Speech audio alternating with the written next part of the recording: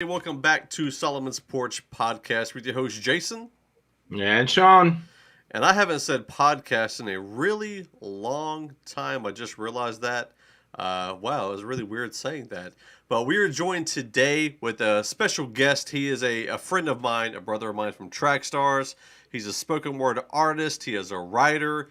He has all sorts of things that he does creatively. He was even on my EP.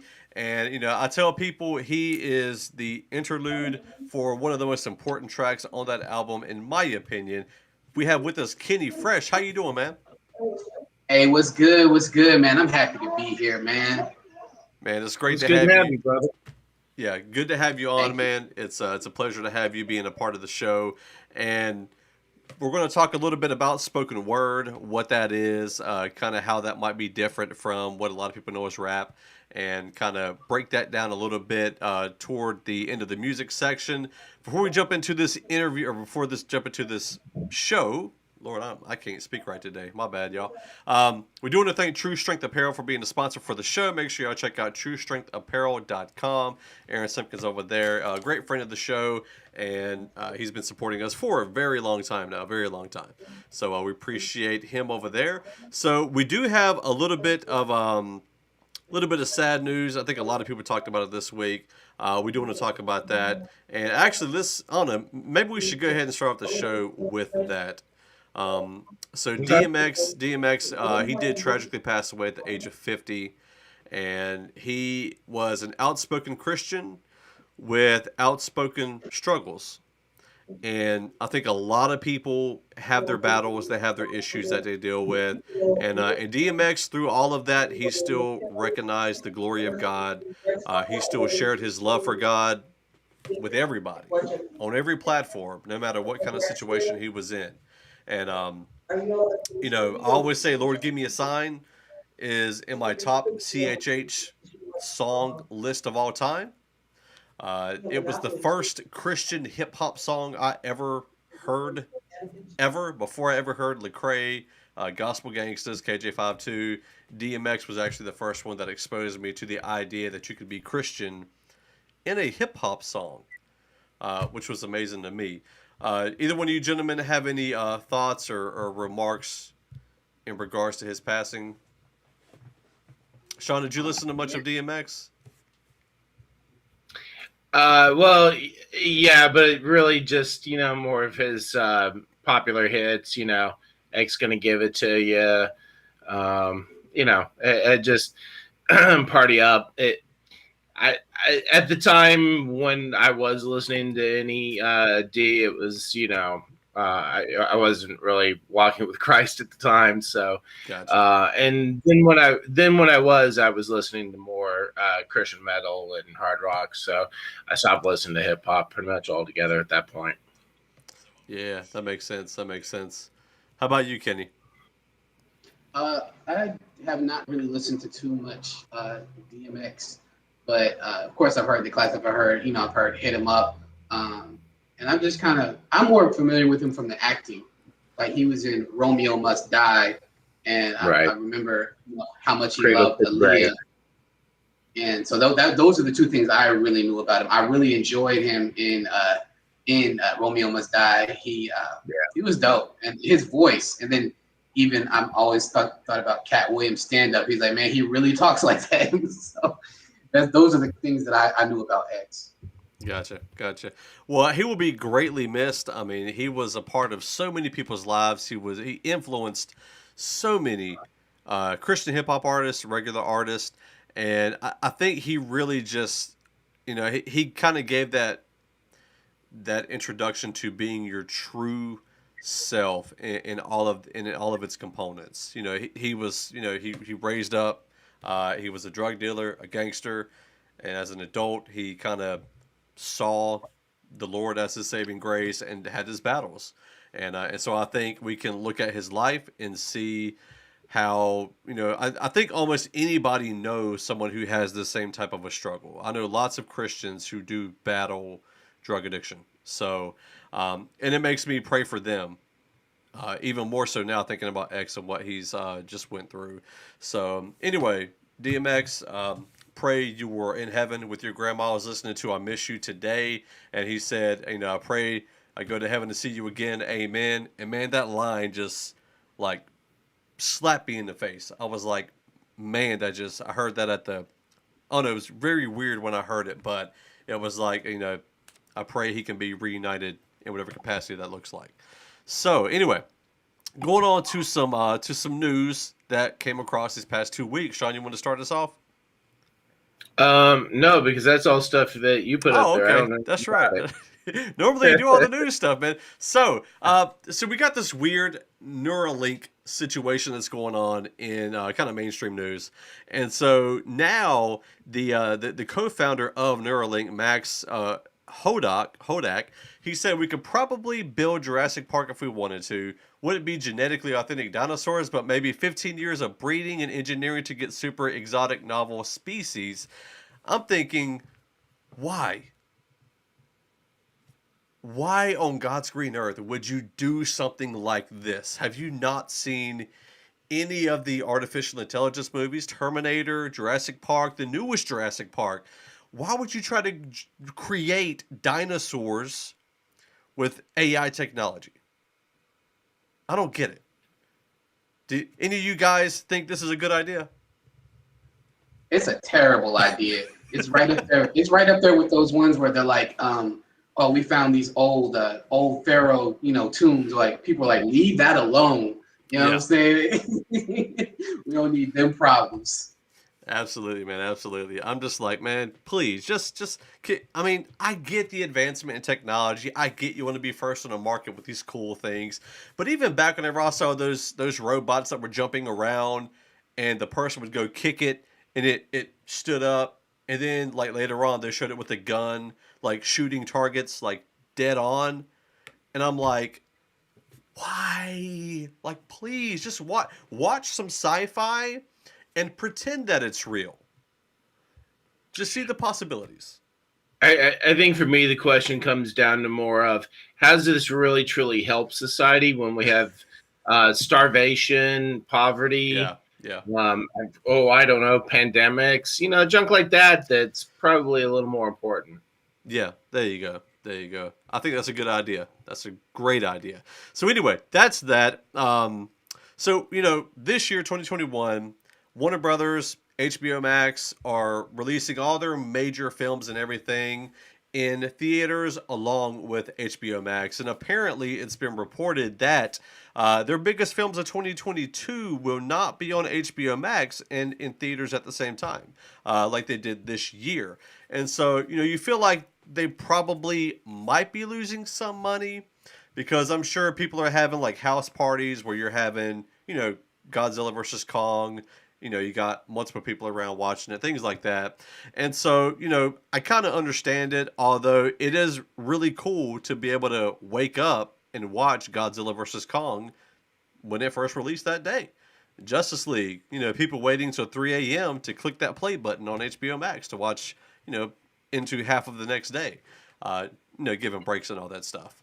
But you know what? For me, they're actually making more money from me right now than they will next year, because like Godzilla versus Kong, although I would still have gone to the theater to see it, I would have waited till the $5 Tuesday. Yeah.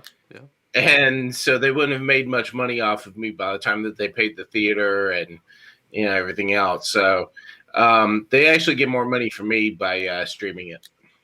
Yeah. Kenny, what do you think, man? Right. Do you miss the theater, or are you okay with chilling at home? Bro, I so miss the theater. You know what I'm saying? Yeah. Like, I got a smart TV. We never really used Fandango until last year, bro.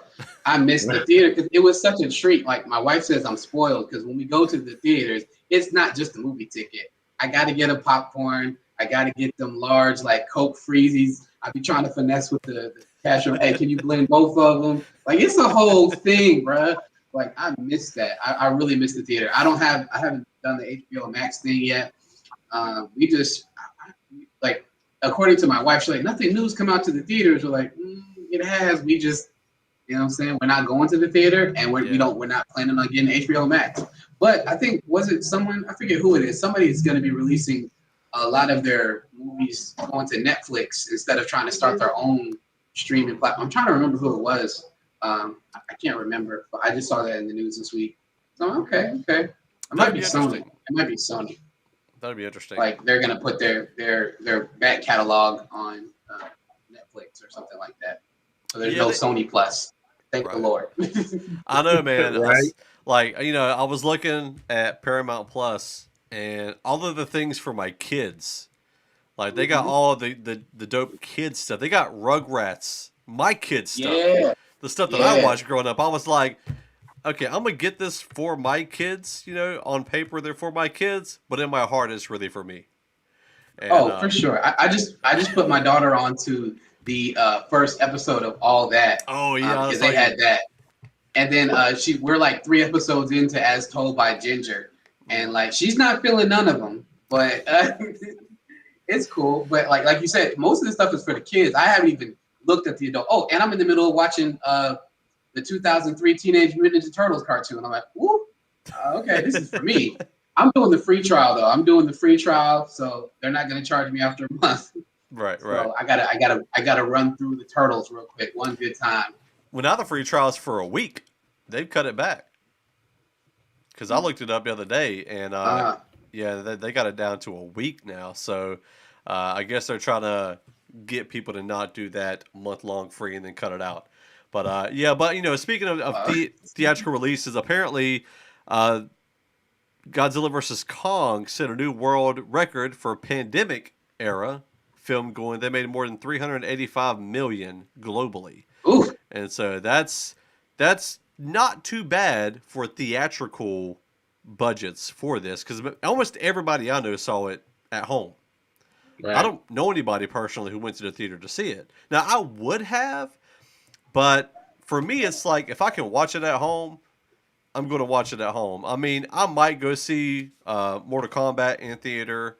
I feel like that's going to be a good theater type of experience. And I've heard that the theaters are pretty much dead anyway. So if I can go into a dead theater and not have to worry about people making stupid sounds and all that stuff that I don't miss, and enjoy me a nice large popcorn with a large soda. And, I think the most fun part about being in a theater, and y'all can disagree with me if you want to, the best part about going to a theater is seeing if you can hold your bladder through the whole film.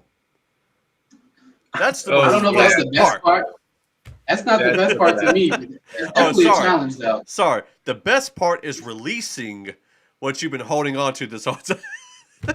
That part. That is the best part. Ain't never been felt so good. I'm like, yo.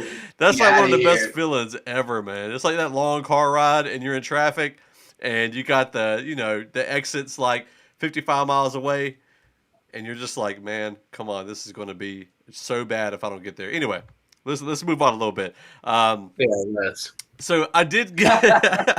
So there was some other news. So there was an unopened copy. And by the way, shout out to Crispy. He handles some of our Facebook posts. This is some stuff that he shares periodically, and I just ripped them from him because it's good for this platform. So there was an unopened copy of Nintendo Super Mario Brothers that was bought in 1986. That was then sold at an auction for $660,000. Bruh. But it was a copy that was still brand new in the wrapper, had been left in a desk drawer somewhere, forgotten about. So finding one that's in original packaging, you just don't. Yeah, that's kind of like that. Right. That first Action Comics that sold for $3.2 million. Like, I get the nostalgia, I get it. I just don't know if I'd ever have. It was hard for me to buy a $10 Flash like mega comic from 30 years ago. One day I was like, $10 is a lot of money. Like people ask me, do you got any like expensive comics? I'm like, yeah, I got this $10 Flash issue, and they're like, no, bro. That's $10 is nothing. I pay about 18 for the Teenage Mutant Ninja Turtles: The Last Ronin, right?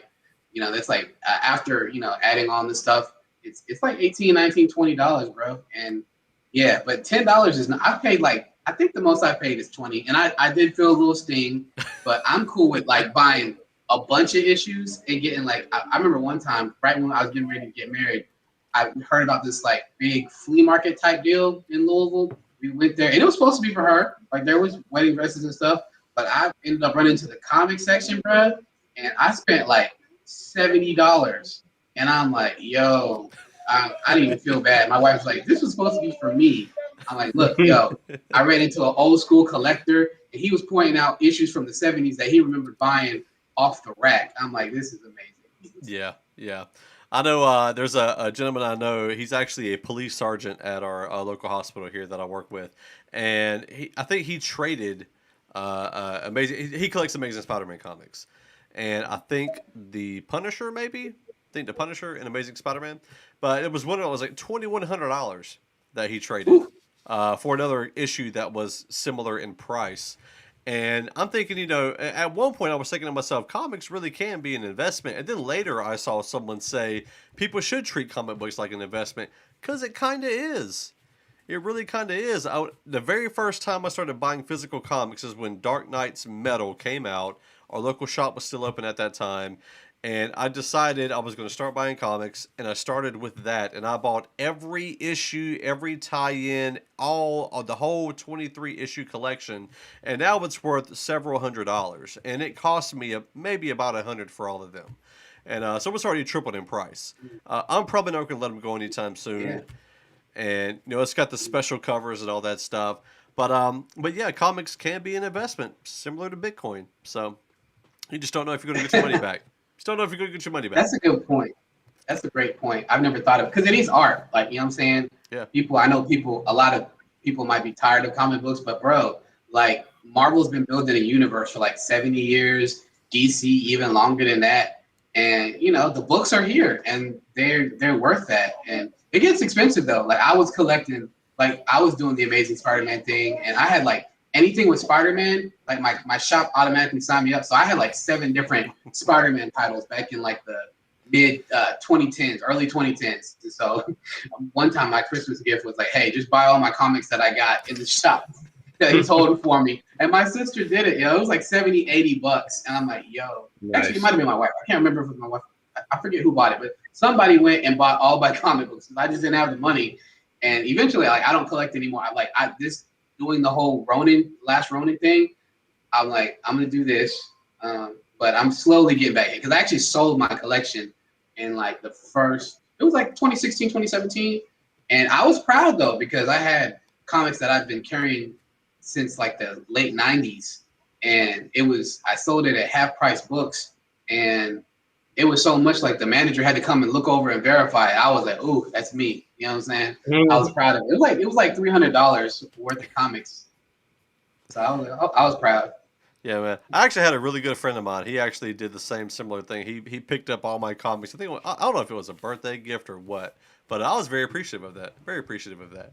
So one more thing. Speaking of DC, so Subway is actually endorsing the Restore the Snyderverse protest, or I'm not sure what they call it, but movement. Petition. It's a movement, is what it is. So yeah, Subway's backing it. I'm down with that. It actually made me almost want to go buy some subs today, but I'm not that much of a sucker. So anyway, so Shawn, does Kingstone app still have $1 comics, man? They do. So they are a joint partner with us. We don't make any money if you do the digital comics, but the app is still out there. and makes it real easy to be able to pick up some of the books, try them out. To me, the way that I see it is that this is more of the gateway, if you will. So you can check out their books, you can see the quality of their illustrations, see how they do the interpretations, and then you can buy the physical copies. These can be investments. Will they be worth something? Historically, religious comics are never worth anything, but it's the sort of thing that you pass on down to your kids, and they pass on to their kids, and so on and so forth. But anyway, give them a look-see and check it out. Yeah, man. So let's go into some music news. So, music news. Hey, look, Shawn's finally talking. He's got something to say now.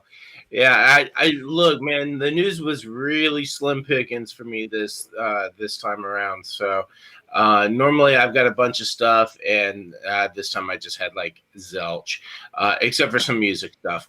So I was really excited about this. Fit for a King, as you know, has done a similar thing in the past. They've teamed up with Silent Planet to do sort of swapping covers kind of thing. So they're actually naming this joint venture Silent King. So a play on both of their band names. They have released 2 singles. One with Ryan Kirby from Fit for a King and Garrett Russell from Silent Planet sort of swapping duties on songs. So Kirby is taking the lead on Trilogy, while Russell takes the lead on Stockholm. Really cool tracks. Again, if you're a fan, you definitely want to check these out. They are only digital, which is fine. Although I wouldn't mind if they, dropped a little 45 kind of thing on vinyl. That would be totally cool. I'd be down with it. But they do have some merchandise available, some really cool shirts. Nothing in fatty sizes, so I'm out of luck. But check that out. Also, Nirvana has announced a follow-up EP to Zombies. It's just titled Z2 or II, Roman numeral II. It's dropping on May 15th with a live stream concert. So you can actually buy the live stream ticket and be able to watch them perform the EP live at the same time that it drops digitally. I think physical copies are mailed out shortly thereafter. They have already sold out of all of their vinyl. So they had like 3 different vinyl options, totally gone, already sold out. I checked on it within like 4 hours after I checked my emails and I saw that it had dropped. I was like, oh, cool. Let me go ahead and, check out their vinyl selection. And it was already gone. So I don't know what to tell you. Maybe you can find somebody that's got some on eBay or something. Or, I'm hoping that they're going to re-release it again. And, maybe it'll just be black vinyl instead of really cool looking stuff. So. Yeah, man. So let's go on to some CHH news. We have Hovey just dropped an album this week. Reach Records' newest artist, Hovey. Lots of folks have been talking about it, and I listened to it. I checked it out. For me, it's a good blend of sounds. I think he does a great job at that. He's got a song that's more radio ready with Lecrae on it. That's going to be hitting the Air One radios and all of that stuff. And then I really love the latter part of this album. It's very. I love the corny Christian music. What people consider corny. I'm all for it. Like the song Holy Spirit, Eternal. Like those things to me just hit perfect. Nothing Without Jesus, Washed in the Blood. We Against the World was a more fun, Kenny, how do you explain that song, man? I don't know a good. It's fun. You can tell it was just Fun. kind of it's got a real pop. Yeah. You know what? Yeah. I think that one's gonna hit for the youth groups. Yeah. For sure. Yeah. And Because so you got Homie and Andy. It's gonna go. yeah, man, absolutely. So that's a great album, and we also have Bumps Inf from God Over Money. We don't get a whole lot of music from him, but he has got a new album dropping called The Chaos is Beautiful that is expected to release on April 30th. So I'm looking forward to that one, man. Bumps is one of those artists, he doesn't drop a lot, so when he does drop, I have to make sure I check it out. It's kind of like Trip Lee these days. Like if he does anything, I don't know. Right. I don't know. Trip might be retired by now. I know he's pastoring. He's so. not. He's not retired. He's working on new music now. He needs to be. He needs to be. A lot of us diehard old school Reach fans still want some Trip music. But yeah, man. Bumps Inf he's got this coming out. He's released. There's actually 4 songs from the album available now that you can already check out. So you can look at that. And then Mitch Durrell, good friend of the show, he's got his technically this project, Rap Should Be Fun, Volume 1, has already released on Bandcamp. So you can purchase it there. I think the artist gets paid more quickly from Bandcamp. And so you can go check that out now, but it's supposed to be releasing everywhere else on April 16th. And actually, if you are subscribed to the 520 Collective's email address or email newsletter, they sent out a link to where you can actually listen to it, the private link on SoundCloud. So that was pretty cool too. So yeah, Mitch Durrell, like I said, a good friend of the show. So we appreciate all that he does. And I tell you, man, I feel like every project just keeps getting progressively better and better quality wise. And it's like, I don't know who's doing his engineering, but it seems like every project is a step up from the last. So he's doing awesome things, man. And Kenny Fresh.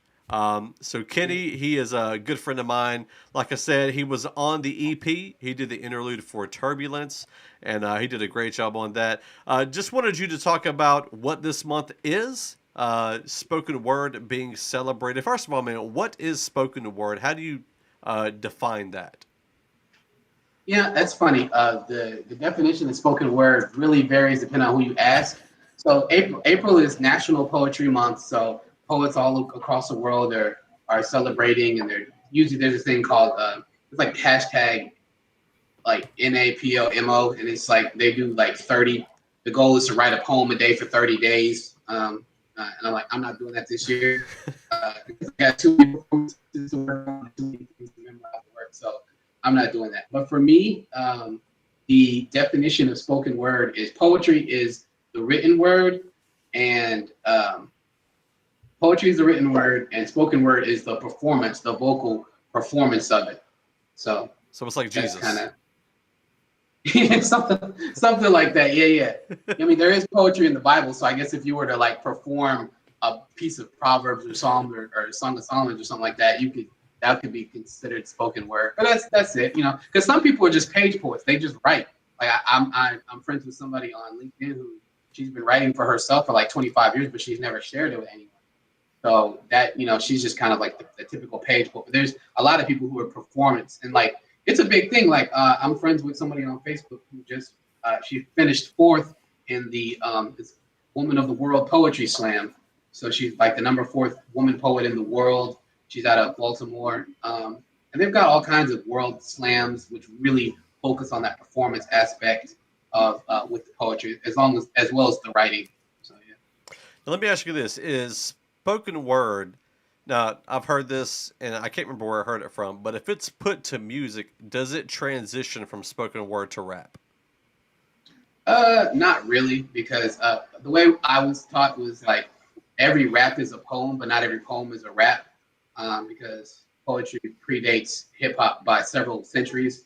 So that the couplets and the rhyming, that's poem, that's poetic devices. So just because, and there are spoken word artists who do make albums, because spoken word is also some people don't know this, it is a genre. You can win a Grammy for spoken word. And a lot of times the people who win the Grammys, they're actually authors who, like for some sort of celebrity does some sort of audio book of their memoir of their life that goes into the spoken word Grammy category. So most times poets don't win, but it was made for poets. And so, some people do it a cappella, which could get boring, I guess, if you wanted something else. And then some people do it to music. And some people mix and match. It might be poem with music in the background to kind of keep the listener's attention. Some of it just might be a cappella. But yeah, just because you put it to music doesn't make it rap. Not by definition. Gotcha. So, Propaganda from Humble Beast. Yep. He's a spoken word artist and a rapper. Yep. And he started rapping first, and I love watching his episode on This Is Me TV on YouTube, and he kind of talks about that. He started battle rapping in LA on the West Coast, and he met this girl. She took him to like a poetry reading, and he like fell in love with the writing. And he was the first guy that I realized you could do both. Like you could rap and you could do spoken word. And he just kind of finds a way. These last 2 projects he put out of him, mostly focusing on the rapping part, which is fine because that's a part of him. But yeah, he definitely blends them. And then also people like Jackie Hill Perry, who started as a spoken word poet, but she transitioned into rap. because I think she's a lot of the Poet people also rap on the side, and she wanted to see if she could do it too. She had a competitive streak, and then it's crazy. Like she just started rapping and got signed to Humble Beast. I'm like, oh, okay, is that easy? Kenny, you trying to find your way into that position? No, you know, people ask me if I rap, and I freestyle every now and then. I tell them I flirt with the rapping, but I'm not trying to be a rapper. I feel like there's already too many rappers, or enough rappers, whatever you want to say. I'm not trying to be another one, so I just want to stick to the poetry side of things. But I'm definitely not opposed to being featured on tracks. Like your being on your EP is like the second project I've been featured on. So. Yeah, so talk about the piece you did for my project a little bit. What was your kind of thoughts going into that? Man, you was talking about marriage, bro, and you know it's funny, fun fact, because I date all my poems like when I start, when I finish, and it looks like I started yours on like June 24th at like 11 at night, and I finished that mug June 25th at like 2:20 p.m. And like my poems don't ever come that fast, but I just think just thinking about the topic of Christian marriage and how turbulence, and you kind of gave me like you gave me turbulence. I'm like, okay, airplane. So I did a lot of airplane analogies, and like the first line is the air is rougher than we thought it'd be. You know, that's kind of the alluding to the turbulence. We've been up so high we forgot to breathe, because when you get high altitude, it's harder to breathe. What happens when we fly outside during the flight plan? Manual by manual, fail to plan, we plan to fail. I like that wordplay with manual and Emmanuel. I like that. Fail to plan, we plan to fail, a popular saying. So if you don't have a plan for your marriage, you're gonna fail by default. Them jet streams cause our pockets to dip. So jet stream, kind of, you know, another air metaphor, cause our pockets to dip, because a lot of times we know one of the top three problems with marriages is money. We were on course when we started the shift. Once again, back to that flight plan, we kind of got off course from what we were doing. It's clear to say we veered away. Can't dress it up, ain't no Vera Wang. So I like rhyming. When I felt that, sometimes I get a line, I'm like, oh, I like that. So the Vera Wang, we can't dress it up, because Vera Wang is a famous wedding dress designer. And so, you know, clear to say we veered away. Can't dress it up, no Vera Wang. We need God's help to steer this thing. Ain't been flying right. And when I wrote right, I put like WRIGHT. So like the Wright brothers, we ain't been flying right. Got to make it plain. If we don't want to crash and burn, then baby, we have to learn. If God ordained our takeoff, he'll plan our landing. Others fall out the sky, we still standing. We ain't crashing today, it's just the turbulence. So it was a pretty quick write, and I was very pleased. You know, sometimes I'm a little suspicious if the lines come too quick, but like when you gave me, you know, because sometimes you know how it is when you write something, usually the first thing you write is trash, and you kind of go back. But I was like, you know what, I really feel this. And then also, being a feature is about serving the artist's vision. So like, there's been times where I'm like, I think I sent it to you, like, I can make changes if you want. You're like, no, this is perfect. I'm like, okay, well, there you go. Less than 24 hours, it's knocked out. And you know, that's how it happens. I've done something for a business. I wrote like on my lunch break, 30 minutes. I'm like, okay, this is just the first draft I can read. She's like, no, this is great. I'm like, okay, all right, there you go. I don't try to be a one take, Jake, because I feel like that's easy to get comfortable, and then your stuff starts to not hit as hard. But if you liked it, and then I think what really helped, what really made me excited, you said somebody said that it was like the best part of the project. I'm like, bro, that's what's up. I appreciate the love. I appreciate it. Yeah, man. Yeah, it was great, man. I really enjoyed it, and it was great to have you on.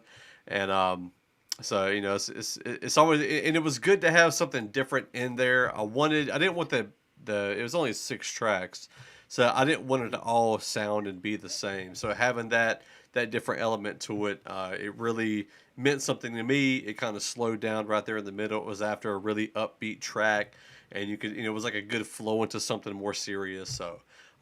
And you did a great job, man. And then, you know, you sent me a track you did for somebody else, and we actually played this on the show once you told me about that, and that was great. And then shout out to my engineer who put the keys in underneath your performance there, because I thought, man, that sounds great. So if y'all haven't heard it yet, I didn't do that just to sell plug my EP. However, if you haven't checked out the EP, you can gladly do so. Jason Bordeaux. just look that up, and it's a whole EP, and Yeah. that track specifically is the third track on it. So it's a Turbulence interlude, Kenny Fresh. So yeah, man. Well, Kenny, appreciate you joining us for this show, and we got a couple more segments that you're going to be a part of. Looking forward, and you actually recommended the round 5 for this week. So Yeah. yeah, man. So we're going to jump into that real quick. We'll be back in a few. Stay tuned.